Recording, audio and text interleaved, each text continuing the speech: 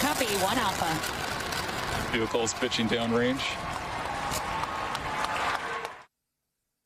Don't recall Apollo 11 having a live studio audience, but whatever. That was just hours ago, a launch that marked the legitimate start of space tourism. SpaceX, owned famously by Elon Musk, sent a crew made entirely of civilian tourists into space. There are 4 of them. They are now way higher up than the relatively modest altitude that Branson and Bezos achieved in their first flights. In fact, this crew is up twice as high as John Glenn traveled during his famous first orbital flight.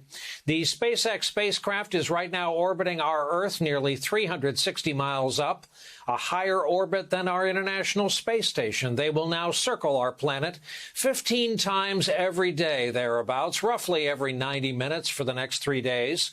The launch was funded by one of its passengers, as they do, a billionaire named Jared Isaacson. The crew's been training for this since March. Mission began tonight at Cape Canaveral, Florida, where our own Cal Perry joins us live. So, Cal, I was thinking about this tonight. Early air travel was, at first, only the brave, and then only the rich. And think about space travel. At first, only the brave, and now it's opened up to the rich. But the goal is to make it like Southwest Airlines someday, I guess.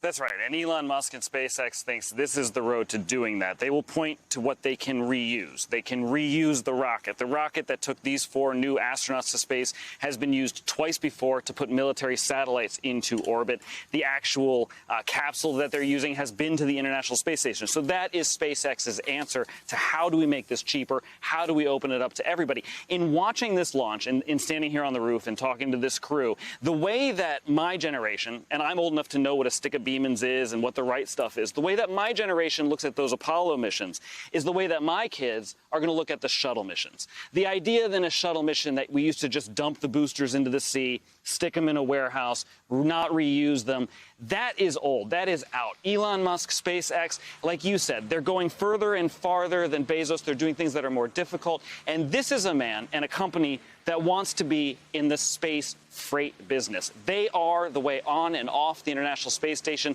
They can take 50,000 pounds of gear into orbit. That's how they think they're going to make their money, Brian. Cal, how much real work is this crew doing? And again, to your point, readjusting our thinking, those of us who are a certain age, nice Ridley shout out, by the way, we think of, you know, the astronaut training corps, years and years and years of preparation. These are for space tourists, after all. How much real work will they be accomplishing? So they went through 6 months of training so that they can, if they need to, minorly fly the spacecraft. That is, make some adjustments. That is, make some tweaks to it. The idea is that this is all automated, controlled from California, Hawthorne, California, that you can get on this spacecraft. This is the goal in the future. You can go up into orbit higher, deeper than the International Space Station, come back 3 days later without touching a button. That's the goal. The goal is to open it up so that people with no space training can do it. They can just get on and get off. I still think you're going to need the bravery, though, but that's the theory. These 4, if it all goes right, they won't need to do anything, Brian, as far as flying the spacecraft.